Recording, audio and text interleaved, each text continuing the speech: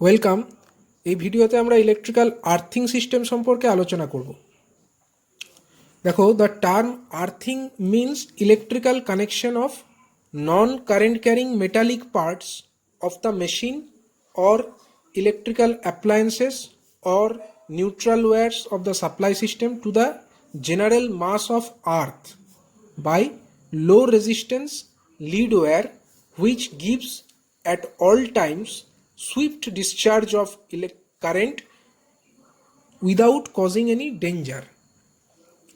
তো এখানে আমরা আর্থিং এর ডেফিনেশনটা বলেছি। তো আর্থিং হচ্ছে এক ধরনের প্রোটেকশন। এটা কিভাবে করা হয় দেখো, এখানে বলা হয়েছে যে মেটালিক পার্টস অফ মেশিন, মানে যে কোনো ইলেকট্রিক্যাল মেশিন তার যে বডি সেটা জেনারেলি মেটালিক হয়। সেই metallic part of the machine or electrical appliance, যে কোনো ইলেকট্রিক্যাল অ্যাপ্লায়েন্সেসও যদি আমরা দেখি তার মধ্যে মেটালিক পার্টস থাকে। অথবা যে নিউট্রাল ওয়্যার, সাপ্লাই সিস্টেমে আমাদের দুরকম তার আছে, একটা হচ্ছে লাইভ ওয়্যার বা ফেজ ওয়্যার, আর একটা হচ্ছে নিউট্রাল ওয়্যার। তো তার মধ্যে যে নিউট্রাল ওয়্যার সেইটাকে তার সাথে সাথে কাকে না ইলেকট্রিক্যাল মেশিনারিজ যে মেটালিক পার্ট অথবা ইলেকট্রিক্যাল অ্যাপ্লায়েন্সেসের যে মেটালিক পার্ট সেইগুলোকে কি করা হয় না জেনারেল মাস অফ আর্থ, অর্থাৎ যে মাটি তার সঙ্গে কানেক্টেড করে রাখা হয়। এবং এই কানেকশনটা কিভাবে করা হয়, একটা লো রেজিস্ট্যান্স লিড ওয়্যারের মাধ্যমে করা হয়।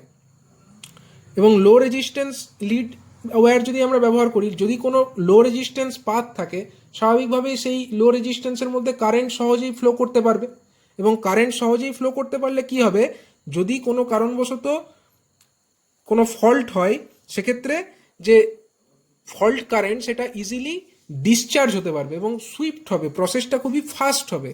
এবং সেই সঙ্গে সঙ্গে এই যে সমস্ত জায়গার কথা বলা হলো সেই সমস্ত জায়গায় কোনো ফল্ট হলে সেই ফল্টের সংক্রান্ত যে বিপদ তার থেকেও কিন্তু রক্ষা পাওয়া যাবে। তার মানে ইলেকট্রিক্যাল অ্যাপ্লায়েন্সেসের ক্ষেত্রে এই আর্থিং ব্যাপারটা খুবই ভাইটাল। এবং আর্থিংটা এখান থেকে যে আলোচনা সেখান থেকে বোঝা গেল আর্থিং করা হয় কিভাবে না, প্রত্যেকটা মেটালিক পার্টস যেটা থাকে সেই মেটালিক পার্টসগুলোকে এবং নিউট্রাল ওয়্যারকে লিড ওয়্যারের মাধ্যমে জেনারেল মাস অফ আর্থের সঙ্গে কানেক্টেড করে রাখা হয়। এইভাবে আর্থিংটা করা হয়। এখানে দেখো, the main function of earthing is to save the human from getting electrical shock in case of flow of leakage current to the earth due to insulation failure. দেখো, প্রত্যেকটা ইলেকট্রিক্যাল অ্যাপ্লায়েন্সের মধ্যে কিছু কন্ডাক্টর অবশ্যই থাকে, এবং কন্ডাক্টর মানে যেটা কারেন্টকে কন্ডাক্ট করে বা পরিবহন করে। এবার তার ওপরে স্বাভাবিকভাবেই কিছু ইনসুলেশন রাখা থাকে। ইনসুলেশনের কাজ হচ্ছে কন্ডাক্টরটাকে কভার করা, এবং সেই ইনসুলেশন থাকার জন্য যে ভোল্টেজ, সেই ভোল্টেজটা কিন্তু একটা মানে ভোল্টেজ যে ইনসুলেটর যেটা আছে তার জন্য কিন্তু সেই কারেন্টটা বাইরে আসতে পারছে না। যে কারেন্ট কন্ডাক্টরের মধ্যে ফ্লো করছে সেই কারেন্ট কিন্তু বাইরে আসতে পারছে না, যেহেতু তার উপরে কভারিং করা থাকছে, ইনসুলেশন কভারিং করা থাকছে। এবং এবং সেই ইনসুলেটরের ওপরে যে ভোল্টেজটা আমরা পাচ্ছি সেটাও কিন্তু কন্ডাক্টরের মধ্যে যে যার মধ্যে অ্যাকচুয়ালি কারেন্টটা ফ্লো হচ্ছে তার পোটেনশিয়াল যা হবে, ইনসুলেটরের ওপরে কিন্তু সেই পোটেনশিয়ালটা আমরা পাবো না। তো ইনসুলেটরের কাজ হচ্ছে ভোল্টেজ লেভেলটাকেও ইনসুলেট করা, এবং তার সাথে সাথে কোনো কারেন্টের যে ফ্লো যেটা ইন্টারনাল কন্ডাক্টরের মধ্যে হচ্ছে সেই কারেন্টের ফ্লোটাকে বাইরেও আসতে না দেওয়া। তো দেখো, যদি কোনো কারণে এই ইনসুলেশনটা ড্যামেজ হয়ে যায় তাহলে কি হবে, তাহলে কারেন্ট ফ্লো হবে, লিকেজ কারেন্ট। লিকেজ কারেন্ট আমরা কাকে বলছি, মানে সেই যে কন্ডাক্টর যার মধ্যে অ্যাকচুয়ালি কারেন্ট ফ্লো হওয়ার কথা, যে ওয়্যার, সাপোজ সেটা অ্যালুমিনিয়াম হতে পারে বা কপার হতে পারে, যার মধ্যে অ্যাকচুয়ালি কারেন্ট ফ্লো হওয়ার কথা, সেই কারেন্টটা কিন্তু সেই ইনসুলেশনগুলো যদি ড্যামেজ হয়ে যায় তাহলে কিন্তু সেই কারেন্ট বাইরে বেরিয়ে চলে আসবে, এবং সেই ইনসুলেশন এবং যেটা যার যে পার্টে কারেন্ট ফ্লো হওয়ার কথা নয় সেখানেও কিন্তু কারেন্টের ফ্লো তখন হতে থাকবে। এবং সাপোজ যে কোনো ইলেকট্রিক্যাল অ্যাপ্লায়েন্স তার যে মেটালিক বডি তার মধ্যে তো কোনো কারেন্ট ফ্লো হওয়ার কথা নয়, কিন্তু যদি এখন ইনসুলেশন ড্যামেজ হয়ে যায় তখন সেই ভোল্টেজটা কি হবে, কন্ডাক্টরের মধ্যেকার যে ভোল্টেজ সেই ভোল্টেজটা কানেক্টেড হয়ে যাবে মেটালিক পার্টের সঙ্গে, মানে যেটা বডি তার সঙ্গে কানেক্টেড হয়ে যাবে। এবং সেই অবস্থায় কি হবে, সেই মেটালিক পার্ট অর্থাৎ যে মেটালিক বডি তার মধ্যে দিয়ে একটা কারেন্ট ফ্লো হবে, এই কারেন্টটাকে আমরা লিকেজ কারেন্ট বলবো। এবার সেই পরিস্থিতিতে যদি কোনো ব্যক্তি ওই মেটালিক বডিকে টাচ করে তখন কি হবে, সেই ব্যক্তি কিন্তু ইলেকট্রোকিউটেড হবে, মানে ইলেকট্রিক শক পাবে। এবার এই ধরনের ঘটনা থেকে বাঁচবার জন্য কি করা হয়, এখানে আর্থিং করা হয়। আর্থিং করা হলে কি হবে, যদি কোনো কারণে লিকেজ কারেন্ট তৈরি হয় ইনসুলেশন ড্যামেজ হওয়ার ফলে, সেই লিকেজ কারেন্টটা কিন্তু আর্থ যে ওয়্যার, সেই আর্থ ওয়্যারের মাধ্যমে চলে যাবে মাটিতে এবং গ্রাউন্ডে চলে যাবে। এবং তার জন্য কি হবে, যে ইলেকট্রিক্যাল মানে সেই অ্যাপ্লায়েন্সকে যে ব্যক্তি টাচ করবে, সেই ব্যক্তি কিন্তু ইলেকট্রোকিউটেড অথবা ইলেকট্রিক শক পাওয়ার হাত থেকে রক্ষা পাবে। তো সেই কারণেই ইলেকট্রিক্যাল অ্যাপ্লায়েন্সের ক্ষেত্রে অবশ্যই আর্থিং করাটা দরকার। এখানে দেখো লেখা হয়েছে, the frame or the body of the motor is connected to earth, then the operator of the motor will not get any electrical shock even if the insulation of the motor winding is broken, thus flowing the leakage current and making the metal body of the motor in charged condition। যেটা আমি একটু আগে আলোচনা করছিলাম, অর্থাৎ মোটরের যে ভেতরের জিনিস, অর্থাৎ মোটরের ভেতরে কি থাকে, ওয়াইন্ডিং থাকে। মোটরের ভেতরে ওয়াইন্ডিংগুলো হচ্ছে ইনসুলেট করা থাকে, কোনো ইনসুলেটর তার উপরে জড়ানো থাকে। এবার কোনো কারণে ইনসুলেটর যদি ড্যামেজ হয়ে যায়, তাহলে মোটরের মধ্যেকার যে ওয়াইন্ডিং, তার মধ্যে থাকা যে কারেন্ট, সেটা মোটরের যে মেটালিক বডি তাকে টাচ করতে পারে। মেটালিক বডিকে যদি টাচ করে, যে ব্যক্তি সেই মোটর দেখাশোনার কাজে নিযুক্ত আছে, সেই ব্যক্তি যদি সেই অবস্থায় মোটরকে টাচ করে, সে তো ইলেকট্রিক শক পাবে। এবার যদি এখানে প্রপারলি আর্থিংটা করা থাকে, তাহলে সেই যে লিকেজ কারেন্ট তৈরি হবে, সেই লিকেজ কারেন্ট সেই ব্যক্তির শরীরের মধ্যে দিয়ে ফ্লো না হয়ে যে লো রেজিস্ট্যান্স পাথ, সেই লো রেজিস্ট্যান্সের পাথের মাধ্যমে লিড ওয়্যারের থ্রু দিয়ে গ্রাউন্ডে চলে যাবে এবং যে ব্যক্তি তাকে টাচ করবে, সেই ব্যক্তি ইলেকট্রিক শক পাওয়ার হাত থেকে রক্ষা পাবে। তো এইভাবে আমরা বুঝতে পারছি যে ইলেকট্রিক্যাল অ্যাপ্লায়েন্সের ক্ষেত্রে যে আর্থিং, সেই আর্থিংটা খুবই ভাইটাল একটা ব্যাপার এবং আর্থিং করাটা অবশ্যই মানে ইলেকট্রিক সিস্টেমের ক্ষেত্রে ম্যান্ডেটরি। এবার দেখে নেওয়া যাক যে কী কী ধরনের আর্থিং জেনারেলি ইউজ করা হয়। প্রথমে হচ্ছে প্লেট আর্থিং।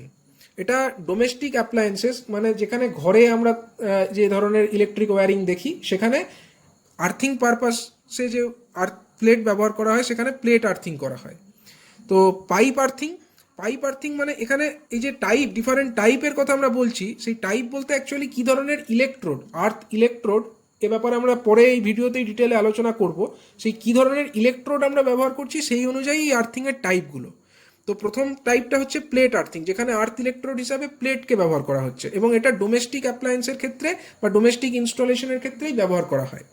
দ্বিতীয়ত হচ্ছে পাইপ আর্থিং, এখানে আর্থ ইলেকট্রোড হিসাবে পাইপ ব্যবহার করা হয়। তো এই পাইপ সাধারণত গ্যালভানাইজড আয়রনের তৈরি হয়। এবার এই পাইপ আর্থিংটা ইউজ করা হয় মেনলি মোটর যেখানে ইনস্টলেশন করা আছে, বা মোটর ইনস্টলেশন থাকে জেনারেলি ফ্যাক্টরিতে। তো সেই ফ্যাক্টরির ক্ষেত্রে মোটর ইনস্টলেশনের জায়গাতে, অথবা যে সাবস্টেশন, সেখানে সাবস্টেশন মানে আমরা যে ব্লক ডায়াগ্রাম দেখেছিলাম এসি পাওয়ার সিস্টেমের ক্ষেত্রে, সেই পাওয়ার সিস্টেমের ব্লক ডায়াগ্রামে আমরা সাবস্টেশনের উল্লেখ দেখেছি। সাবস্টেশন মানে হচ্ছে যেখানে ভোল্টেজ লেভেলকে স্টেপ ডাউন বা স্টেপ আপ করা হয়, তো সেই সমস্ত জায়গাকে বলা হয় সাবস্টেশন। তো সেই সমস্ত সাবস্টেশনে ইলেকট্রিক্যাল আর্থিং পারপাসে পাইপ আর্থিং ব্যবহার করা হয়। এরপরে আসছে রড অর স্পাইক আর্থিং। এখানে ইলেকট্রোড হিসাবে রড অথবা আর্থ স্পাইক ব্যবহার করা হয়। এটা কোথায় ইউজ হয় দেখো, it is used in transmission and distribution supply system. তো আমরা এই যে ইলেকট্রিক পাওয়ার জেনারেশনের ব্লক ডায়াগ্রাম দেখেছি, সেখানে আলোচনা করেছিলাম যে পাওয়ারটা জেনারেশন করা হয় পাওয়ার প্ল্যান্টে, সেই পাওয়ারকে ট্রান্সমিট করা হয়, স্টেপ আপ করে সেই ভোল্টেজ লেভেলকে বাড়িয়ে ট্রান্সমিট করা হয় এবং সেই ট্রান্সমিশনের পরে ভোল্টেজ লেভেলকে চেঞ্জ করে তাকে আবার ডিস্ট্রিবিউট করা হয়। তো এই সমস্ত যে ট্রান্সমিশন বা ডিস্ট্রিবিউশন, এগুলোর জন্য ইলেকট্রিক পোলস বা ইলেকট্রিক টাওয়ার এগুলো ইউজ করা হয়। এবার এই যে সমস্ত টাওয়ার অথবা ইলেকট্রিক পোলস, যেগুলোর মাধ্যমে এই লাইনগুলোকে এক জায়গা থেকে অন্য জায়গায় নিয়ে যাওয়া হয়, সেই সমস্ত পোলের আর্থিংয়ের পারপাসে এই ধরনের রড অথবা স্পাইক আর্থিং ব্যবহার করা হয়। এবং নেক্সট হচ্ছে ওয়্যার অর স্ট্রিপ আর্থিং। এখানে ওয়্যার অথবা স্ট্রিপকে আর্থ ইলেকট্রোড হিসাবে ইউজ করা হচ্ছে এবং এইগুলো সাধারণভাবে হিলি এরিয়া মানে পাহাড়ি এলাকাতে এ ধরনের আর্থিং সিস্টেম ইউজ করা হয়। এবার দেখো, এবারে আমরা আলোচনা করব যে আর্থিং অ্যাকচুয়ালি কি করছে। Earthing of the system actually ensures the reliability of the supply system, prevents the fire hazards in the line, and gives guarantee against dangerously high voltage in line with respect to earth. দেখো এখানে আমরা বলেছি reliability of supply system. Reliability মানে হচ্ছে নির্ভরযোগ্যতা। যদি কোনো কারণে ইলেকট্রিক সিস্টেমে কোনো ফল্ট হয় মানে কোনো জায়গায় ইনসুলেশন ফেলিওর হতে পারে, কোনো জায়গায় লাইনটা কোনো যে লাইভ ওয়্যার সেটা কোনো জায়গায় আর্থকে টাচ করতে পারে, এই সমস্ত ঘটনাকে আমরা ইলেকট্রিক সিস্টেমের ক্ষেত্রে ফল্ট হিসাবে চিহ্নিত করি। এবং ইলেকট্রিক সিস্টেমের ক্ষেত্রে যে ফল্ট, এ সমস্ত ক্ষেত্রে ইলেকট্রিক লাইনটা ডিসকানেক্টেড হয়ে যাওয়াটাই বাঞ্ছনীয়। তো এই যে ইলেকট্রিক সিস্টেম যে ডিসকানেক্টেড হয়ে যাবে এই সমস্ত ফল্ট কন্ডিশন এলে, তো তার জন্য খুবই জরুরি হচ্ছে আর্থিং সিস্টেমটা প্রপার থাকা। তো তার জন্য আমরা বলতে পারি যে আর্থিং যদি প্রপার থাকে তবেই কিন্তু সিস্টেমটা রিলায়েবল হবে, মানে নির্ভরযোগ্য হবে এবং প্রিভেন্টস দ্য ফায়ার হ্যাজার্ডস। যদি কোনো কারণে ইলেকট্রিক্যাল শর্ট সার্কিট বা কোনো ওভার কারেন্টের মতো ঘটনা ঘটে, তো সেই সমস্ত ক্ষেত্রে কিন্তু একটা আগুন লেগে যাওয়ারও সম্ভাবনা থেকে যায়। এবার যদি সেখানে প্রপার আর্থিং করা থাকলে কিন্তু সেই হাই কারেন্টের ফ্লো হওয়ার হাত থেকে সিস্টেমটা রক্ষা পাবে, কারণ প্রোটেক্টিভ ডিভাইসগুলো প্রপারলি অপারেট করতে পারবে এবং তার ফলে যে আগুন লেগে যাওয়ার যে সম্ভাবনা, সেই সম্ভাবনা থেকেও কিন্তু সেই স্থানটা মুক্ত হবে। এবং এটাও হচ্ছে ডেঞ্জারাসলি হাই ভোল্টেজের এগেনস্টে প্রোটেক্ট করে। ডেঞ্জারাসলি হাই ভোল্টেজ মানে হচ্ছে যদি কোনো কারণে লাইন যে সেই ফেজ ওয়্যার যদি মেটালিক বডিকে টাচ করে ফেলে, তখন কি হবে, সেই মেটালিক বডি যেটা আইডিয়ালি 0 ভোল্টেজে থাকার কথা, তার মধ্যে কোনো ভোল্টেজই না থাকার কথা, সেটা কিন্তু অ্যাকচুয়ালি ফেজ ওয়্যারের যে ভোল্টেজ সেই ভোল্টেজে উঠে যাবে এবং সেই অবস্থায় মেটালিক বডিটা আমরা বলতে পারি একটা ডেঞ্জারাসলি হাই ভোল্টেজ ডেভেলপ করে থাকবে। তো সেই সমস্ত পরিস্থিতিতে যদি আর্থিং প্রপার থাকে তাহলে কিন্তু সিস্টেমটা প্রোটেক্টেড থাকবে, কারণ সেক্ষেত্রে কোনো ব্যক্তি টাচ করলে সেই ডেঞ্জারাস হাই ভোল্টেজের জন্য তার মধ্যে কোনো হাই কারেন্ট ফ্লো হবে না, কারণ আর্থিং যদি প্রপার থাকে কারেন্ট সবসময় সেই ফল্ট কারেন্টটা অবশ্যই ওই আর্থের মধ্যে দিয়েই ফ্লো করবে এবং এইভাবে কিন্তু ডেঞ্জারাসলি হাই ভোল্টেজ যেটা তৈরি হতে পারে তার হাত থেকেও তার যে ফলে বিপদ ঘটতে পারতো সেই বিপদের হাত থেকে সিস্টেমটা রক্ষা পায় এবং যে ব্যক্তি সেই মেটালিক বডিকে টাচ করবে সেই ব্যক্তি কিন্তু ইলেকট্রোকিউটেড অর্থাৎ ইলেকট্রিক শক পাওয়ার হাত থেকে বেঁচে যায়। তো এই কারণবশত আমরা বলতে পারি যে ইলেকট্রিক্যাল সিস্টেমের ক্ষেত্রে আর্থিং এই ভাইটাল কাজগুলো অবশ্যই করে থাকে। এবং as per Indian electricity rules, মানে ইন্ডিয়ান ইলেকট্রিসিটি রুল হচ্ছে ভারতের যে বিদ্যুৎ ব্যবস্থা, সেখানে কিছু সুনির্দিষ্ট নিয়মাবলীর একটা তালিকা বানানো হয়েছে যেটা ইন্ডিয়ান ইলেকট্রিসিটি রুলস হিসাবে চিহ্নিত। তো সেই রুল অনুযায়ী আর্থিং সংক্রান্ত কিছু গাইডলাইন বলা আছে। তো সেই গাইডলাইনগুলো আমরা একবার দেখে নেব। দেখো, 1 নম্বর হচ্ছে all metal casing or coverings containing any electric supply line or apparatus shall be connected to earth. এর আগে আমরা যে ওয়্যারিং সিস্টেম সম্পর্কে পড়েছিলাম, তো ওয়্যারিং সিস্টেমের ভিডিওতে আমরা বলেছি যে এক ধরনের ওয়্যারিং হয় যেটাকে আমরা বলি কন্ডুইট ওয়্যারিং। তো কন্ডুইট ওয়্যারিং জিনিসটা কি, যেখানে একটা কেসিংয়ের মধ্যে দিয়ে যে আর্থ ওয়্যার কেসিংয়ের মধ্যে দিয়ে যে ওয়্যার, সেই ওয়্যারকে আমরা ক্যারি করি, যে কন্ডাক্টর, সেই কন্ডাক্টরকে আমরা একটা কেসিং বা এনক্লোজারের মধ্যে দিয়ে ক্যারি করি। তো এই ধরনের যে কেসিং জেনারেলি এটা মেটালিক হয় এবং এই ধরনের যে মেটালিক কেসিং বা কভারিং যার মধ্যে ইলেকট্রিক সাপ্লাই লাইনগুলো আছে, সেগুলোকে কিন্তু অবশ্যই আর্থের সঙ্গে কানেক্ট করে রাখতে হবে। এটা হচ্ছে ইন্ডিয়ান ইলেকট্রিসিটিতে গাইডলাইন হিসাবে মেনশন করা আছে। 2 নম্বর গাইডলাইনটা দেখো, the frame or body of the electrical machines and metallic portion of the transformers and other apparatus shall be earthed by the owner by 2 separate and distinct connection with earth. তো এখানে কি বলা হলো, যে কোনো ইলেকট্রিক্যাল মেশিন তার body বা frame, তার যে বডি সেইটাকে কিন্তু বডি বা ফ্রেম এবং যে মেটালিক পোর্শন অফ দ্য ট্রান্সফরমারের যে বডি সেটাও কিন্তু মেটালিক। তো সেক্ষেত্রেও ট্রান্সফরমারের ক্ষেত্রেও যে মেটালিক বডি সেটাকে, অথবা যে কোনো ইলেকট্রিক্যাল অ্যাপারেটাসের ক্ষেত্রেই আমরা তার বডিটাকে কিন্তু অবশ্যই আর্থের সঙ্গে কানেক্ট করব as per Indian electricity rules. এবং এই আর্থিংটা জায়গায় করতে হবে না, এটাকে দুটো সেপারেট এবং ডিস্টিংক্ট কানেকশন করতে হবে। মানে এই যে মেটালিক বডি বা মেটালিক পার্ট, সেগুলোকে কিন্তু দুটো সেপারেট আর্থিং তার জন্য ব্যবহার করতে হবে। আমরা জানি ট্রান্সফরমারের ক্ষেত্রে কিন্তু বডির একটা আর্থিং করা থাকে এবং যে ট্রান্সফরমারের যে নিউট্রাল পয়েন্ট সেটাকেও একটা আলাদাভাবে আর্থিং করা থাকে। এবং এই যে মেটালিক বডি, সেই আর্থিংটা করতে হবে দুটো সেপারেট এবং ডিস্টিংক্ট কানেকশন, মানে যে আর্থিং যেটা করা হবে ট্রান্সফরমার বা যে কোনো ইলেকট্রিক্যাল অ্যাপারেটাসের ক্ষেত্রে, সেখানে সেই দুটো আর্থিং কিন্তু সেম জায়গায় কানেক্ট করলে হবে না, দুটো সেপারেট আর্থ পিট সেখানে আমাদেরকে ব্যবহার করতে হবে। এটাও এই ইন্ডিয়ান ইলেকট্রিসিটি রুল অনুযায়ী আর্থিংয়ের ক্ষেত্রে প্রপারলি মেনশন করা আছে। এবার দেখা যাক যে আর্থিংয়ের ক্ষেত্রে কি কি কম্পোনেন্ট থাকছে, আর্থিংয়ের যে আমরা কমপ্লিট করছি সেই আর্থিংয়ের মধ্যে কি কি পার্টস থাকছে। তো প্রথমে হচ্ছে আর্থ কন্টিনিউটি ওয়্যার। এটা কি? It is started from the metallic body of the main switch and running all through the wiring and connected to the 3-pin socket outlet if any.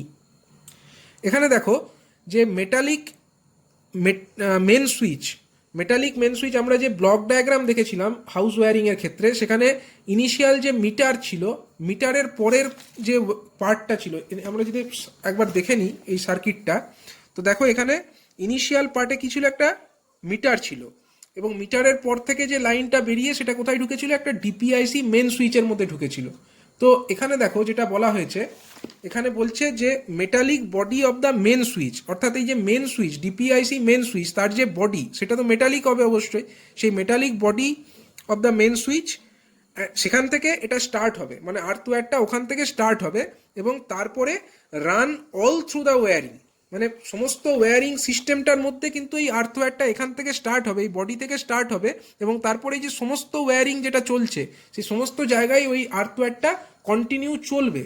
এবং যেখানে যেখানে বলা হয়েছে দেখো, যেখানে যেখানে এরকম 3-pin সকেট আউটলেট আছে সেখানে এই আর্থ ওয়্যারটা অবশ্যই কানেক্ট করতে হবে, কারণ 3-pin সকেট আউটলেটের ক্ষেত্রে আমরা 3টে টার্মিনাল দেখেছি, একটা হচ্ছে লাইন, একটা হচ্ছে নিউট্রাল, আর উপরের যে টার্মিনাল সেটাকে হচ্ছে বলা হচ্ছে আর্থ টার্মিনাল। তো সেই সমস্ত যে আর্থ টার্মিনাল আছে সেখানে অবশ্যই আমাদেরকে এই আর্থ ওয়্যারটাকে কানেক্ট করতে হবে, যেটা শুরু হবে কোথা থেকে না, এই যে metallic body of the main switch সেখান থেকে এটা স্টার্ট হবে।